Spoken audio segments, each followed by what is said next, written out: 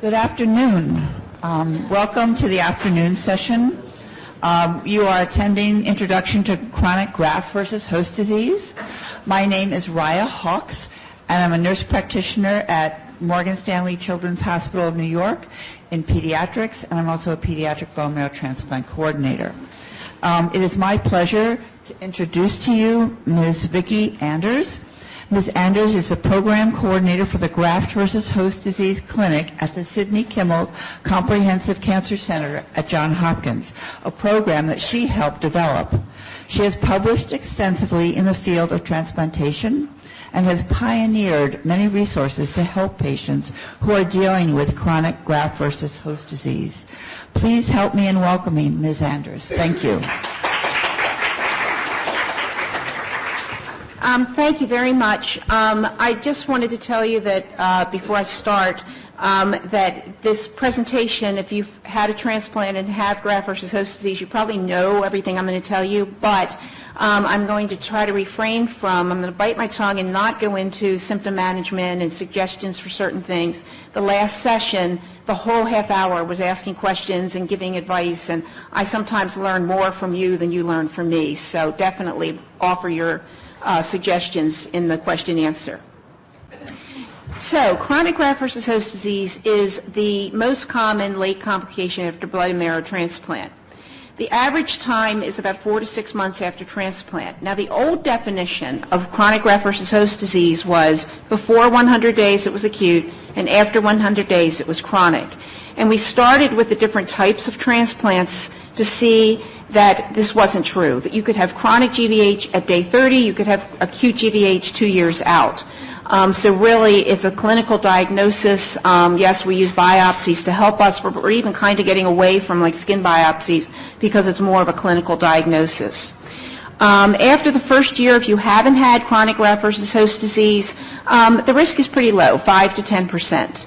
The people that are more likely to get chronic graft versus host disease are the ones that have acute graft versus host disease, especially if the treatment goes beyond, steroid treatment goes beyond 100 days. Then your risk jumps to develop chronic. Now, I know in the lunch presentation, as well as mine, it says it affects up to 50% of patients. We're changing that. With the new preparative regimens, with the use of high-dose Cytoxan post-transplant to kill lymphocytes, we're seeing a decreased incidence, especially of the really, really horrible acutes. And we're seeing chronic but manageable chronic, which is really cool. And the main problem with chronic graft versus host disease, I talked to a woman that I met at the last thing, was that I could tell that her GVH was inactive, but it's the poor quality of life because of the sequelae or the after effects of having chronic graft versus host disease.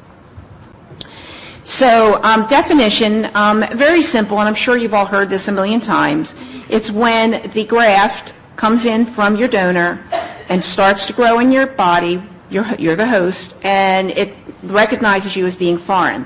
Now, what I just said is really kind of more of a definition of acute, because it's an acute reaction that we can pretty much tamp down with high-dose immunosuppression, usually steroids.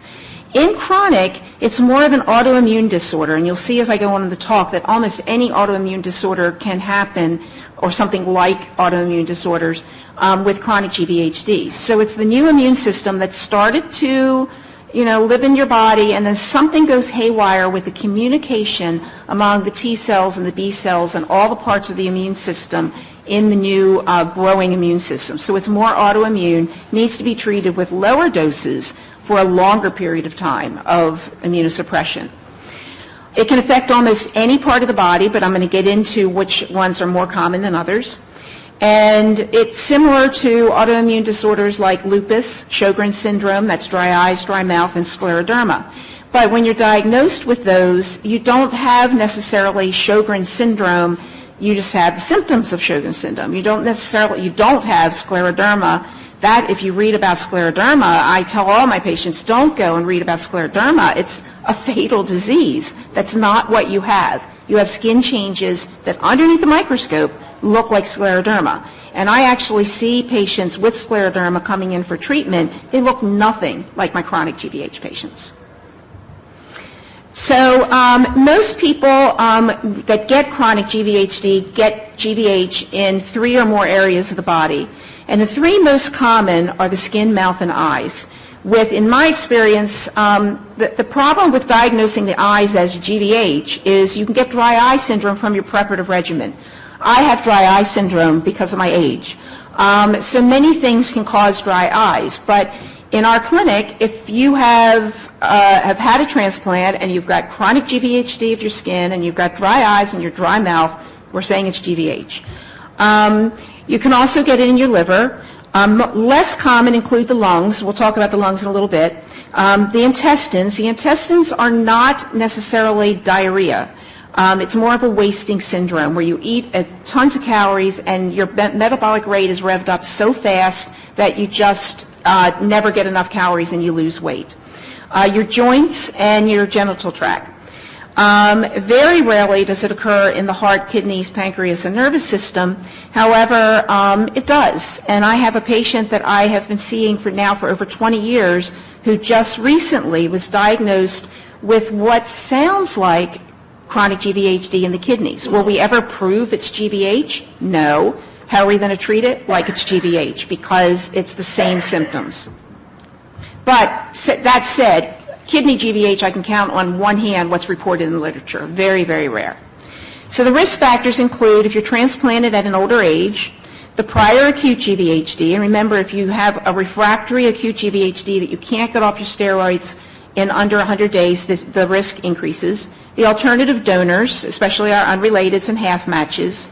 The use of peripheral blood stem cells. So back in the 1990s, we discovered that we could do a very much easier for the donor process of gathering the stem cells from the peripheral blood instead of the bone marrow. And then in our GVH clinic, we started seeing tons of 6-month chronic graft versus host disease patients. And when we said, what kind of transplant did you have, the majority of them were the peripheral blood stem cells. So we know that a peripheral blood stem cell transplant increases your risk of chronic GVHD, which in some cases can be a good thing. The use of non-T cell depleted grafts. So we back in the very early 1990s decided we can get, it might have even been the 1980s, we can get rid of GVH by eliminating the T cells, which are the cells that are causing graft versus host disease. So we had a phase 1 trial of 7 patients. That was going to be the max. We totally T cell depleted the marrow, completely. And we found out after 3 patients, if you don't have T cells, you don't get GVH, but you also don't engraft. So completely, it wasn't that easy. We thought easy fix, get rid of the T cells. It doesn't work. And then there are people that now T cell deplete but add back the cells that you need for engraftment, which are the CD34 cells. Anybody that may be getting a stem cell boost, a second transplant, or donor lymphocyte infusion, all of those people are at increased risk for chronic GVHD, but in a good way. Because if you're having that, that means either you're getting a mixed donor-patient chimerism, or you've relapsed. So what do you want if your graft is going away, or if you've relapsed? You want that marrow to be, or the stem cells to be very active against the donor, and so getting that graft versus host disease, as long as it's controllable, is a good thing.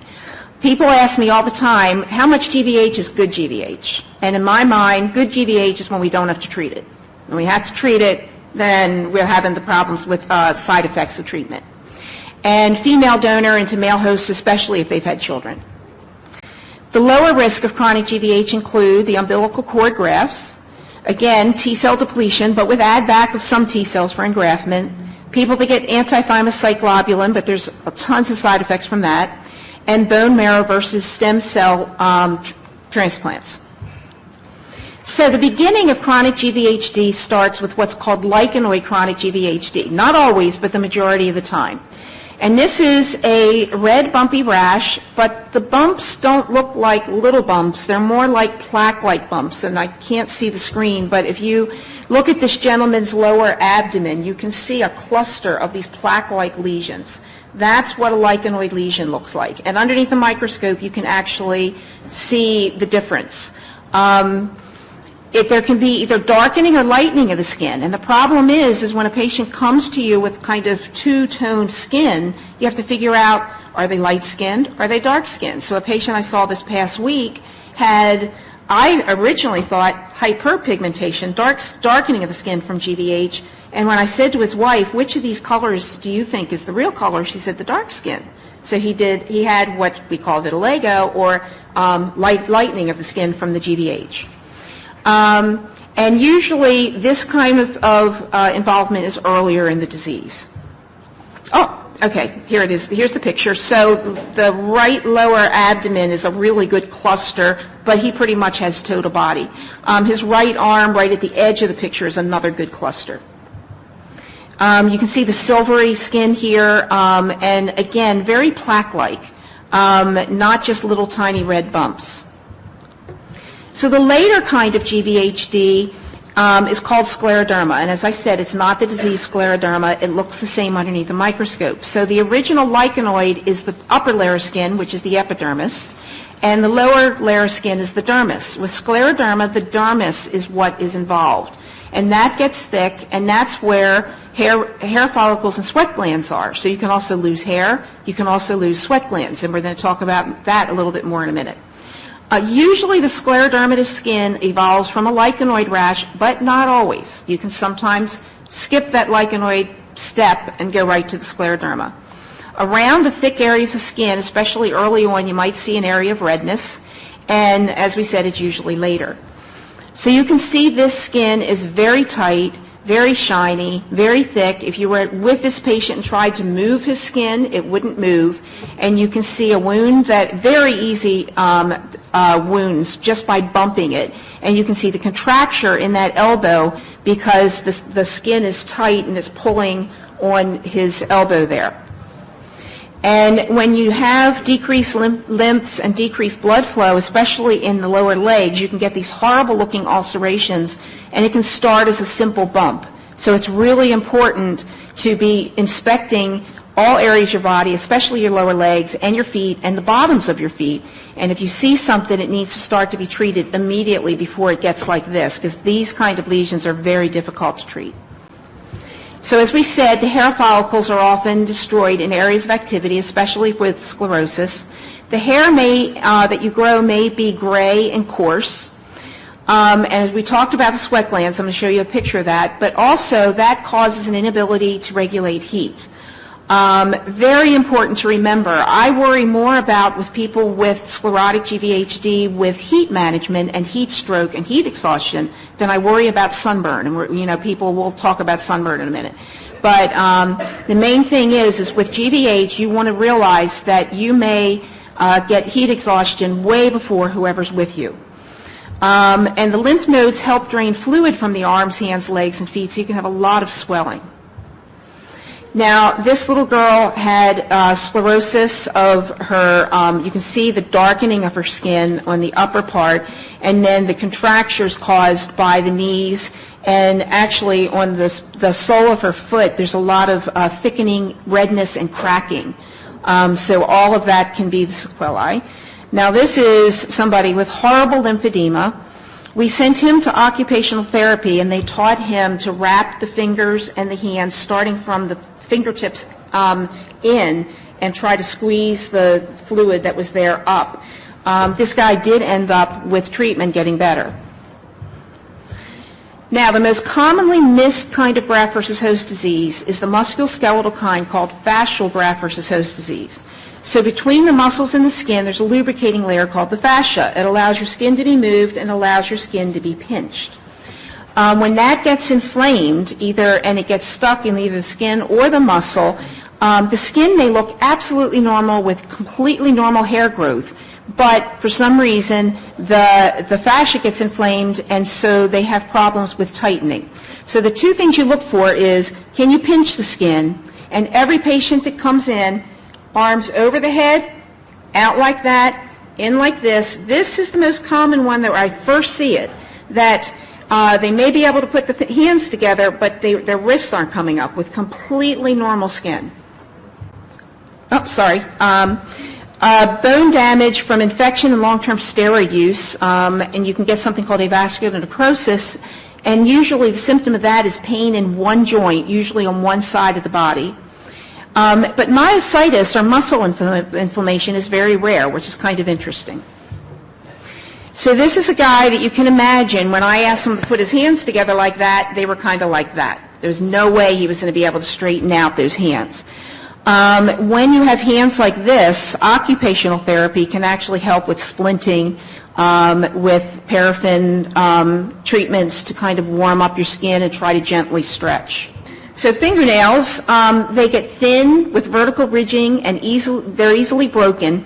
They can be strengthened with nail polish. We usually say to use clear so you can see what's going on underneath it there.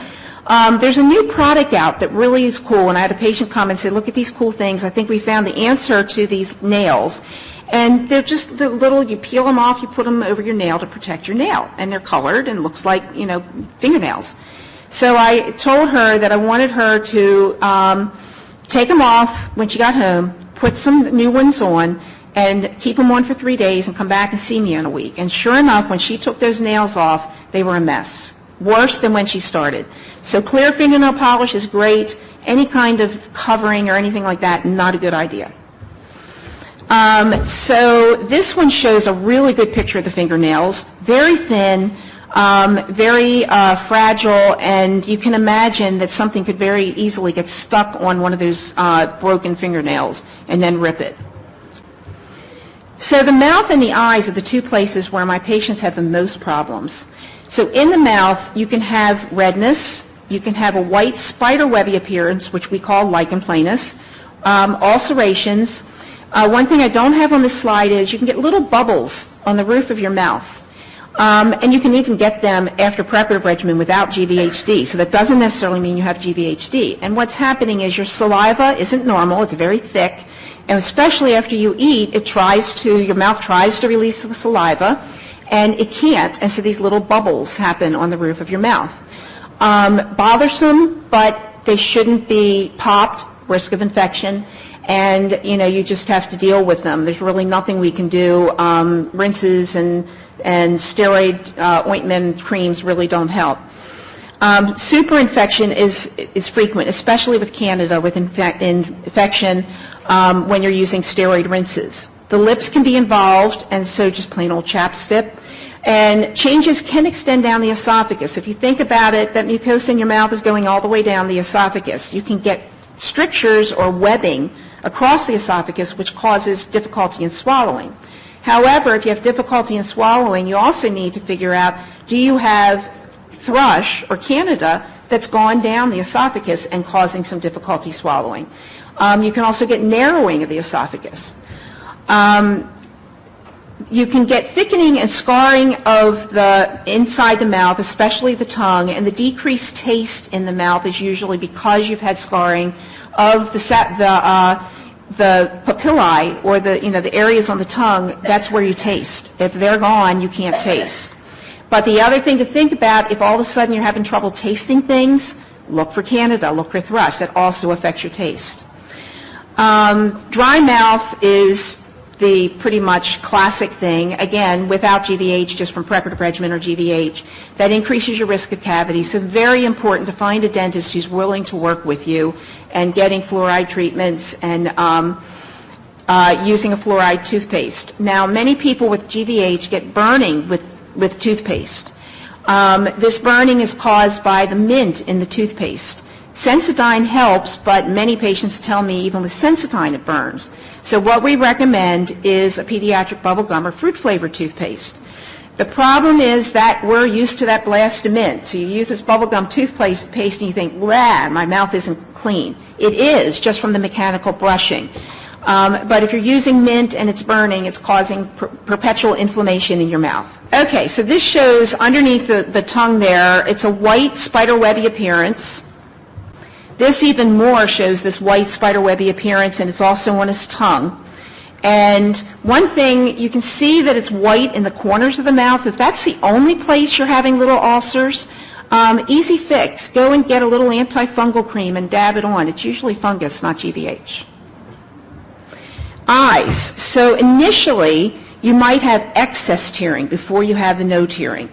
There's two types of tears, productive and non-productive. when the productive tears start to get destroyed by the graft versus host disease, the lacrimal glands, the glands that make tears, go into overdrive, and they make a lot of these non-productive tears. So initially, my GVH patients will come in and say, I feel like I'm crying all the time. The tears are just streaming down my face. But then within a month or two, they're not tearing at all. Sensitivity to light is a big problem. Corneal abrasions from the dry eyes. And very rarely you can get a formation of a membrane over the eye that can lead to blindness. Now you also, I think pretty much everybody when you get graft versus host disease initially will have a drop in the counts, unless you're on steroids, which will bring them artificially up. This can be in just the white cells, or in the white cells, the platelets, and the red cells. And if it's like very low that you don't have any counts at all, you have to wonder, is this that the graft is going away, or is this that the graft is working too much? And if you have chronic GVHD elsewhere, it's very unlikely that the graft is going away. So a bone marrow culture will actually show whether it's graft failure with no growth or an immune process with normal growth.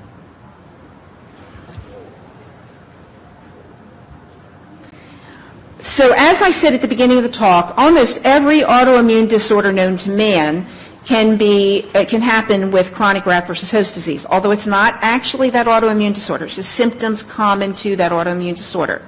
So you can have inflammation of the thyroid. Many of our patients need to be on thyroid replacement. Myasthenia gravis is very rare. There's case studies in the literature, probably about 15 or 20. And this is a disease that you get progressive weakness, just more and more weak. If this is a symptom you're having, is this likely to be myasthenia gravis? Absolutely not. Could it be if we've ruled out everything else? Yes, it could. So, this is something that should at least be considered. Inflammation of the muscles, but remember I said that's rare. Inflammation of the heart, that's also rare. And as I said before, inflammation of the kidneys is extraordinarily rare. If you're having kidney function problems, it's more likely to be due to toxic medications than graft versus host disease.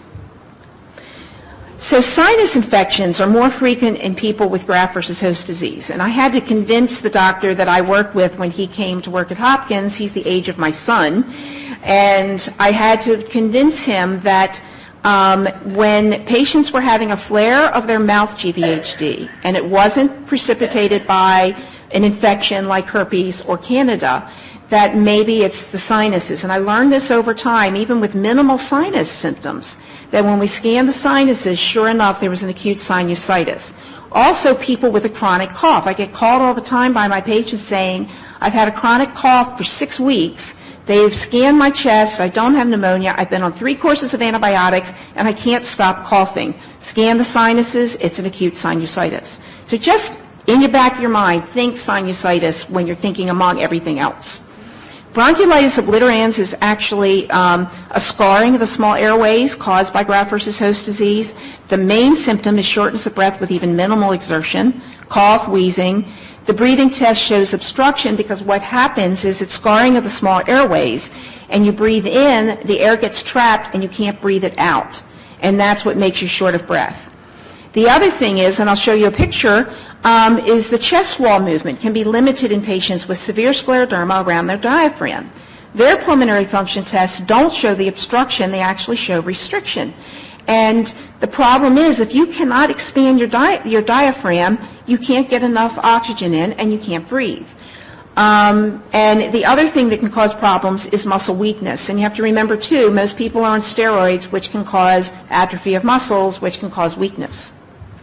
So here you can see this guy, I mean, without a doubt, has scleroderma of his entire trunk and around the rib cage. And when I would hold my hands around the rib cage and say, take a deep breath, absolutely no expansion of the diaphragm.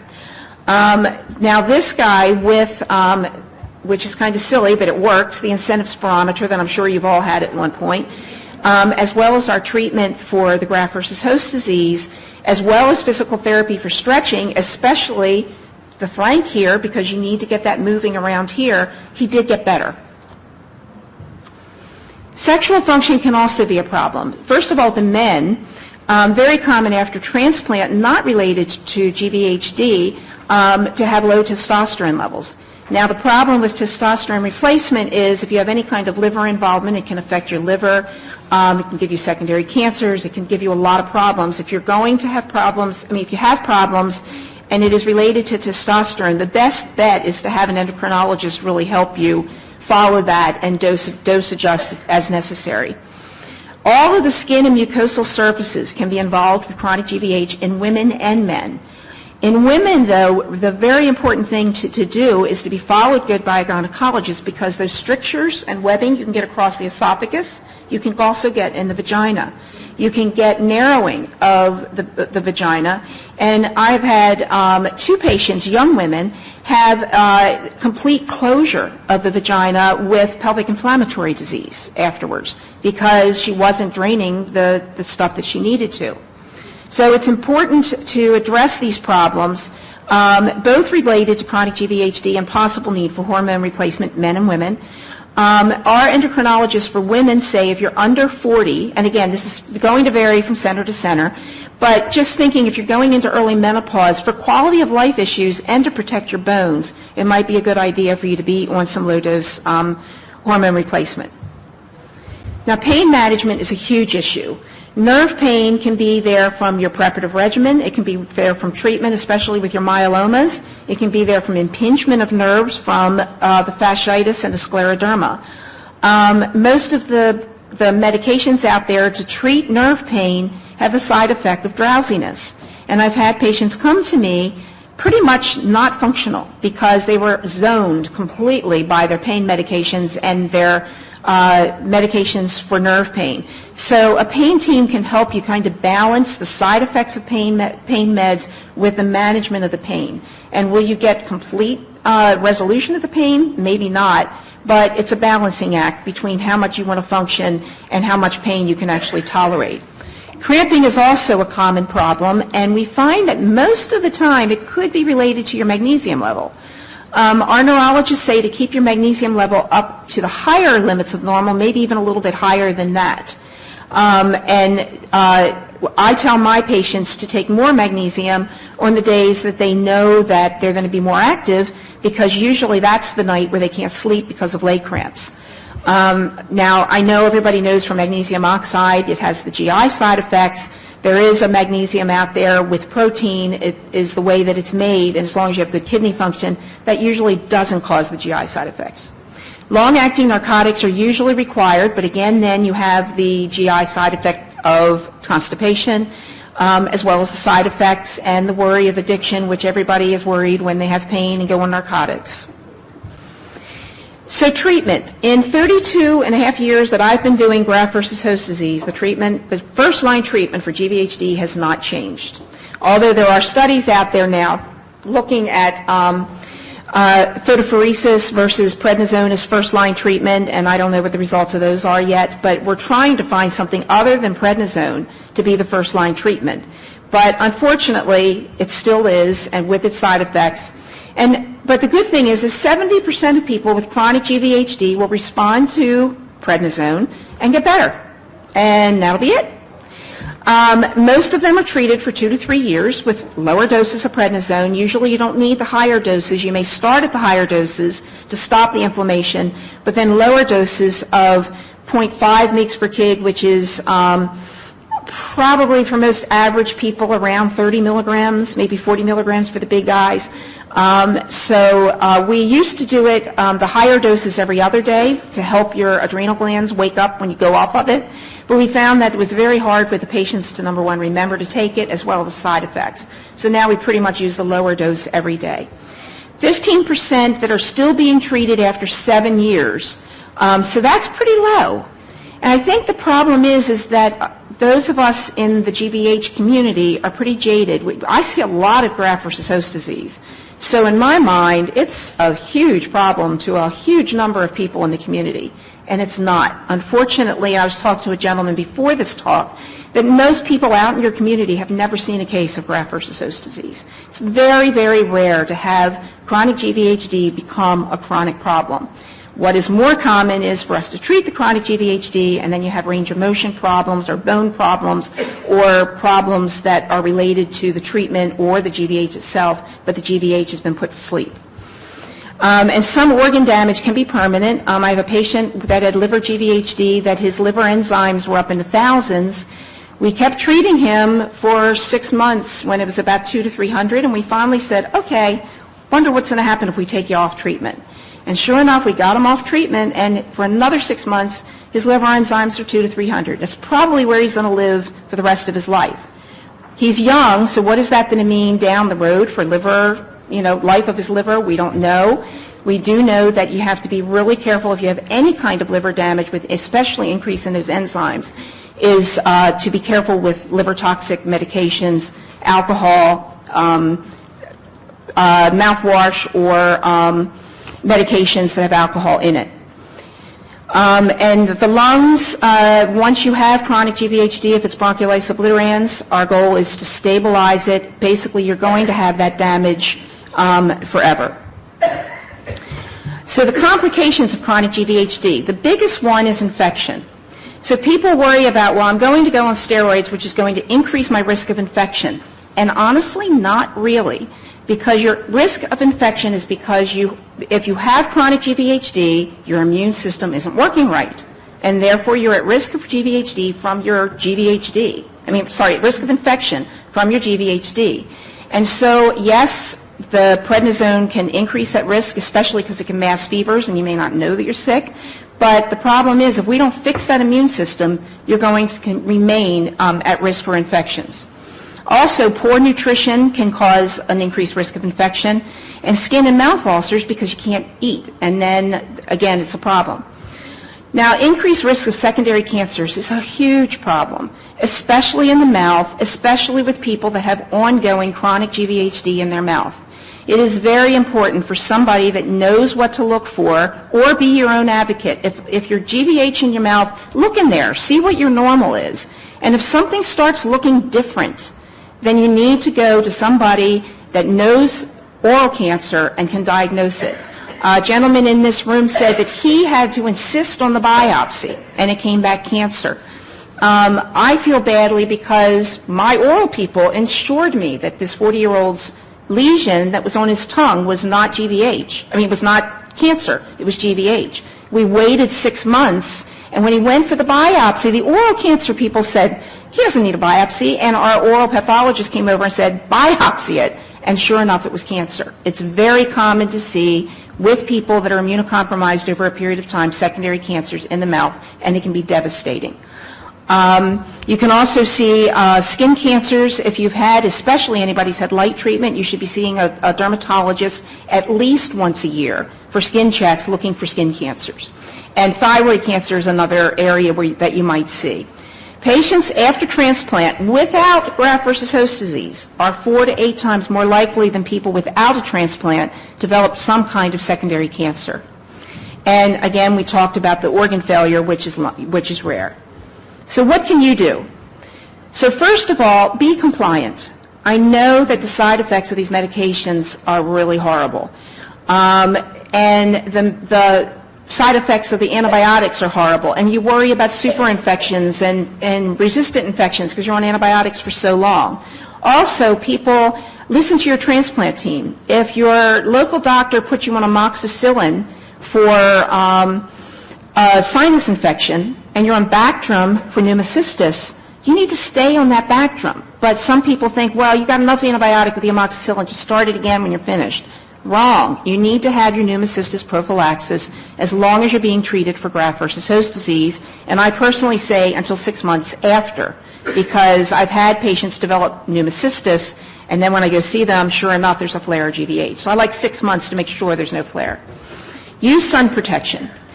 People after transplant are always told, don't go out in the sun's a bad thing. Not true. We use controlled ultraviolet light to treat some forms of GVHD. What is bad is a sunburn. A sunburn can be fatal, can give you a horrible kind of chronic graft versus host disease or acute graft versus host disease. With your sun protection, forget the number that's on the bottle. Look on the back, make sure it's got zinc or titanium in it. And a lot of your stores now are coming out with their generic brands with zinc or titanium in it. It's less chemicals and it blocks the UVA and UVB light rays. Now, most of my GVH patients have dry skin, and we're telling to moisturize your skin with some kind of thick greasy lotion twice a day. If it's summertime or you live in the south or there's an issue with the sun, start your first daily moisturizing with your sunscreen. The ones with zinc are very greasy. They almost go on white, but they will go into your skin, and it provides a really good moisturization. Maintain your bone health with calcium, vitamin D, but the most important is weight-bearing exercises. I know, easy for me to say, I don't have GVH with the joint problems and the bone pain and the neuropathy in my feet, but even very gentle walking. And I've been in this wheelchair for 10 years, and my doctor about 5 years ago said, you are not going to have a back left if you don't make yourself get up and walk. And so therefore, people see me walking and say, you don't need that wheelchair. It's like, no, I have to walk. And my spine has actually gotten better since I did a little bit of gentle agility with a pug. Work closely with your medical team, including cancer screening. So the conclusions. We have a long way to go, and I can't believe I'm still saying this after 32 years. I really thought either we were going to take care of GVHD, we weren't going to see it anymore, but now we know that we have to get some GVHD sometimes in order to get rid of your disease. We need better prevention. We're starting to get that. There's now some standard of care regimens using the high-dose Cytoxan. There's things out there for looking at should we be using bone marrow instead of peripheral blood stem cells in some people. However, the reverse of that is we just started at Hopkins giving peripheral blood stem cells, and we're a bone marrow center. The majority, when everybody else went to peripheral blood stem cells, we did not because of the chronic GVHD. But now we realize that we need to be giving peripheral blood stem cells to MDS, ALL, AML, the ones that need that graft versus host in order to cure the patient. We need more therapies with a more targeted approach. We need to be approaching the certain cells and not just overall immune suppression with steroids. And we need better supportive care to improve symptoms. There's a phone support group out there that is wonderful. Sandy Mitchell from NIH runs that. There's things like this where you can meet other people that you see you're not the only person out there, because as I said, in the community there are very few people out there that are going to have the symptoms and the problems that you have. So this is my pug kismet. This is what got me moving. And the reason I have this slide is it is very rare to see a pug doing agility. Pugs don't do agility. And so when I he now is going blind, so he can't do it anymore. But when I went to agility trials, I never saw another pug. And this is kind of my comparison to GVHD. It is very rare to be out in the community with chronic graft versus host disease. So you need to find other people, and I found a pug agility group that had other people in the country doing agility, which was really fun. And he's jumping over this hurdle here that he's got to get through in order to finish this course. And you can say he's working really, really hard. And yes, the tongue is always out. But hopefully, you're going to get over the hurdle and you're going to come downhill, and you're with the support of your family, your transplant doctor, and social work, and everybody out there in the community. You will start coming downhill, and it'll be a little bit easier for you. So thank you very much.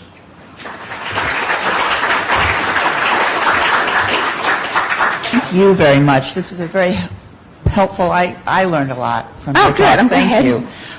We will now take questions, and I'll ask you to speak in the mic since this is being recorded.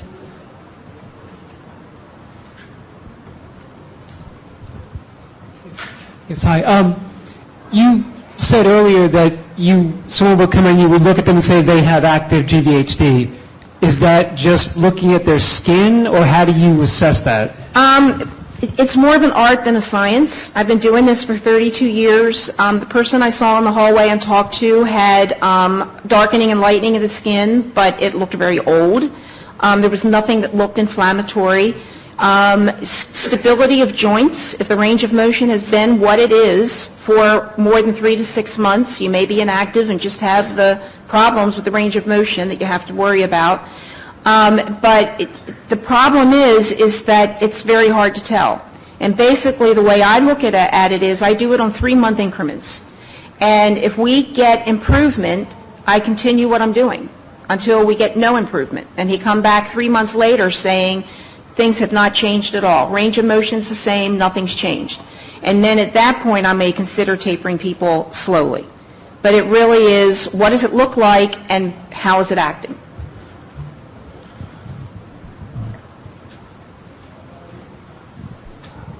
Hi, have you seen bronchiectasis as a form of GVHD? Not necessarily. Or as a result of just many infections that someone would... Exactly. The definition of GVHD, there's something called BOOP, bronchiolitis obliterans organizing pneumonia. You can get that with never having had a transplant. And when you look at a CAT scan, you can actually see the infiltrate, okay? So some people with GVH get that. And they don't necessarily have the air trapping. And then you have the bronchiolitis obliterans organizing pneumonia. And the only way to definitively diagnose it, although we can clinically diagnose it easily by looking at the pulmonary function test, is to go in there and get an open lung biopsy. Now, we don't like to do that with most of our patients, so we treat that clinically. But they are the two diagnoses of chronic graft versus host disease. But the bronchiectasis and bronchitis and recurrent infections, all of that is the immune system isn't working, plus there's damage from, like you said, multiple infections.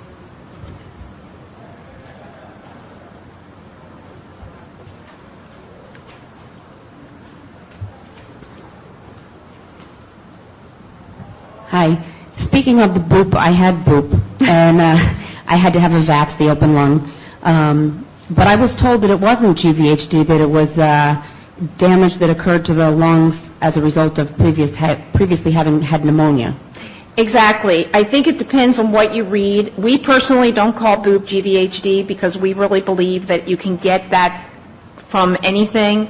And the big difference is you can completely get better from BOOP. You cannot get better from bronchiolitis obliterans. Those scarred airways are scarred. You can't get rid of scarring. But in the literature, you will read that BOOP is graft versus host disease. So for anybody out there that your doctor has said, well, this was part of the GVH, I mean, it's because your immune system's not working right. And so, you know, and on CT scan, as I said, you see the infiltrates. With bronchiolitis obliterans, what you see is actually air trapping. You see that the lungs are getting big. And we do sometimes inspiratory and expiratory CT scans. So we do one as they're breathing in, and then we do one after they breathe out, and you can see the air going in because it might expand a little bit, and then nothing happens when they breathe out. But you're correct. I mean, and personally, we at Hopkins don't call BOOP GVHD. Okay, so if you've completely healed from it, is it unlikely to reoccur? Very unlikely. It's a rare problem, but usually with steroids, BOOP is completely curable. Okay. Completely. Goes away, never comes back. Okay, thank you. Hi, there's a session tomorrow on skin GVHD where I think I'll have lots of questions, but if I could try to ask a more general question which would apply to all the GVHD, which is kind of like the long-term issue here. In my case, I had minor skin GVHD early on, and I'm almost 4 years out, but it was really the past year where it's really kind of blossomed and gotten significantly worse to the point where, you know, I'm undergoing some very different treatments. And I'm just wondering in general, you know, I've heard, you know, people say, well, these things burn themselves out. But I also heard you say in the beginning of your session that, you know, this 100-day rule was not really valid, that things may happen any time. So do you have some insight that you can give on what we could expect long-term with regard to our individual problems? Sure. So first of all, I used to think that we could get people, if we treated them with the right thing, if we could just find the right agent. And usually once you get past first line, which is steroids, and then you're to second, third, fourth, fifth line, whatever kind of treatment, the chance of you responding is 50% with almost anything you're going to treat with after steroids. I used to think when I was looking at these studies and we called somebody a CR because it looked like their GVH went completely away, but then because I am good friends with Sandy Mitchell at NIH and they've been doing a natural history study looking at chronic GVHD, we're finding out that it's more like going into a remission. And we don't know why some people are flaring with chronic GVHD years after there was no GVHD. So it's really hard to predict. First of all, this is a small number of the percentage of people after transplant. But the longer you're out with the chronic GVHD, the less likely that we're going to cure it. Yes, it can burn itself out, but you can't wait for that because it could take 10 or 20 years. So, your immune system in the meantime isn't working right. And plus you're having increased damage to your body with contractures and all that kind of stuff. So I really, for your individual case, it's impossible to predict where you're going to go with this. I do know, and I didn't go much into this, and I did with the last question and answer session, that I would like to mention to everybody, especially those with contractures, is how important stretching is. And I hesitate to say physical therapy because everybody has limited physical therapy coverage with their insurance. I personally think that anybody that has contractures or decreased range of motion from graft versus host disease should hook up with a good physical therapist for baseline measurements. And after that, give you a good stretching, strengthening program, because yes, you can build muscle even if you are on steroids. And I had a patient tell me that with her stretching every day, she had a regimen of stretching she did every single day, that when she did her stretching, she kind of did one step forward. As she missed her stretching, she took 2 steps backwards. So doing it after a shower or a bath when everything is the most, lubricated, that stretching is probably going to predict more than what you're treated with. And we did do a study with multiple treatments, and it didn't matter what we were treating people with. The 50% that were doing daily stretching and being followed by physical therapy had a significant increase of response than the ones that were not. We have time for a few more questions.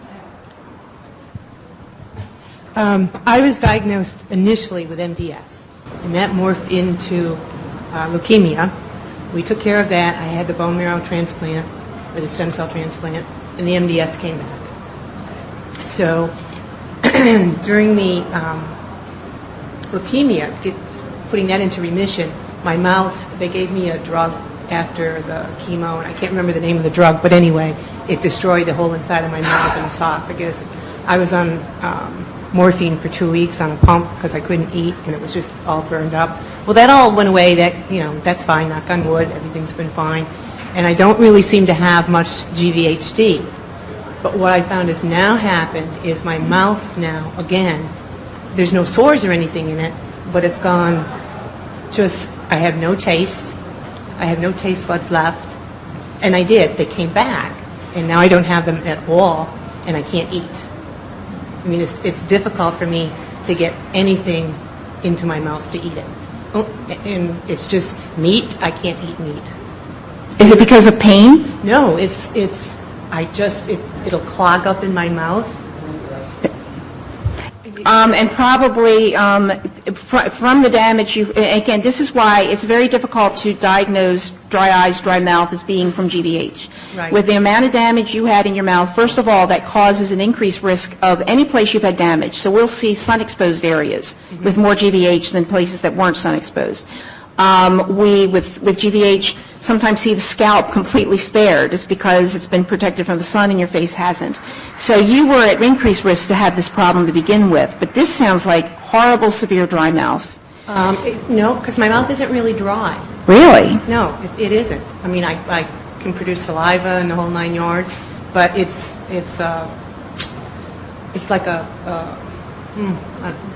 thickness that just prevents me from being able to really eat. And I've lost a lot of weight because of that. Right. And like I say,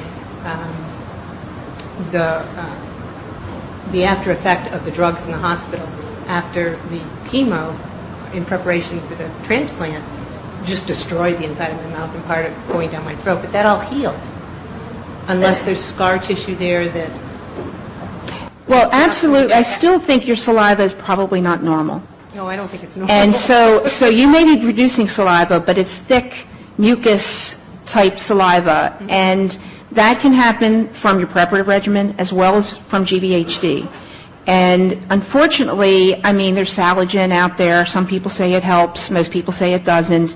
There's saliva substitutes out there. Most people say they're gross and they're not worth it because it might make your mouth feel better for about 2 minutes and then it's back to being the same. So I don't have any really easy fixes for this. I'm sorry. See, and my hemoc guy in Atlanta is kind of disappointed, I think, because I haven't had a real onset of GVHD at all. And I'm a year out from transplant. You know, I've got little things, but no boom. Well, let me just reassure you, and yes, it's more reassuring for the doctors and for you to actually see the graft versus host disease. Oh my gosh. I mean, to know that it's working against your disease. But you can have that immune response inside of your body with no outward signs of the graft versus host disease, and the only thing that's going to tell is time. So we can only hope that whatever your last transplant was, you know, whether it was peripheral blood stem cells or lymphocytes, yeah, so hopefully that'll have more activity against it. We have time for one more question.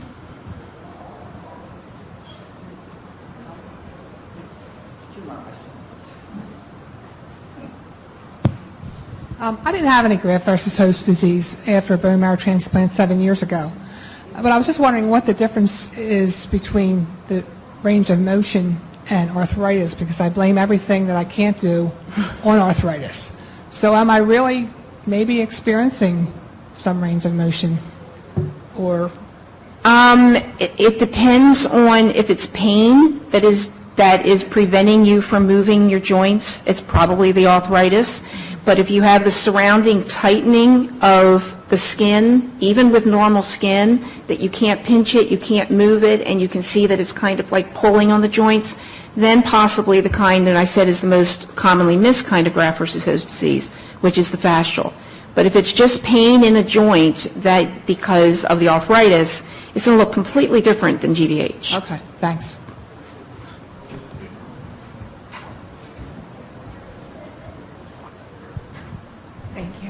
I have two questions quickly. I was diagnosed with skin graft versus host after I finished my cyclosporine. It came on about 6 weeks afterwards. And I was treated for most of 2013, 20 milligrams of prednisone, went on down to 7.5, came back. We kind of kept it at 7.5, 5. And then I started getting a cough. And they diagnosed me in January with it in my lungs. I did not have a biopsy, just based on pulmonary function tests, the fact, different things. I went on the 6-month program with the FAM medications, and I started with 70 milligrams of prednisone and the other 3 medications, the antibiotic, the Luxstat. Singular, yeah. Right, and the inhalant, the fluticasone. I completed that, and I'm currently on 5 milligrams of prednisone. Since January, I got osteoporosis. I have almost no mobility. I cannot stand for more than a minute. I can't walk very long at all. I've been in physical therapy. It hasn't improved. I go on a treadmill because holding on, I can walk up to 12 minutes. And I asked, is this going to get better now that my prednisone is down? And they said, some people yes, some people no, we don't know. I did a new class infusion a few weeks ago for the osteoporosis. So I'm wondering, one question is, if I see my skin GVHD start to flare up, if I see any changes, I immediately do a topical with moisturizing cream. and that seems to resolve it. But if I see it flare up, does that indicate that if I have the GVHD in my lungs or somewhere else, it's also flaring up there? It could be, but the only way that we can tell that and what we follow that with is the pulmonary function tests. So if it's been a while since you've had the pulmonary... No, I have them all the time. Okay, well, that's how people are going to judge whether your GVH is getting worse in your lungs or not, is by what your pulmonary function tests are doing. Okay. There's no way to predict because you can get graft versus host disease in one area at one time and then another area at another time. So it doesn't necessarily mean that it's attacking your lungs at the same time as attacking your skin, but it might. They've told me no sunlight. I mean, my quality of life keeps shrinking. I'm 3 years out of my transplant. I can't walk now. I can't be in the sun now. I mean, is this realistic or is this overreaching? So I hesitate to disagree with your doctors because I won't go there. All I want to tell you is what I tell my patients, which is, and I think this is a great way to end this talk. Your quality of life and the way you proceed with your life has to be common sense. And so is a sunburn going to make you flare and possibly even kill you? Yes, absolutely. How much sun is too much sun? Maybe 5 minutes. I don't know. But I know that you have to be able to, you didn't do a transplant to have no quality of life. And that's the biggest issue with chronic GVHD. And therefore, with the help of your doctors and with, the help of the social workers, and, just it has to be a compromise between, I think, that, again, the gentleman talked to me before this talk saying, you are the consumer here. You are the one that's living your life. And you're the one that's at the head of this. And you have a right to question the recommendations they're making, such as absolutely no sun. Can you put sunscreen with zinc and titanium base on and, sun protective clothing? And I mean, there's so many ways out there to prevent a sunburn. But again, I'm not going to disagree with your doctors because I don't know what your skin looks like and I don't know your case. But I definitely do recommend for everybody to take hold of their own lives and their own future, and you decide what works for you. Thank you. All these questions are all going to be recorded and put on the website? I believe each session will be available as an audio, so yes, the questions will be on there.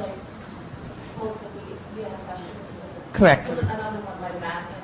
Correct. And we have a mic, so that's how it's going to be recorded. I do recommend that if you're really interested in these type of question and answers, the conversation at the other session covered completely different material, so you might pick up some tips from the other one.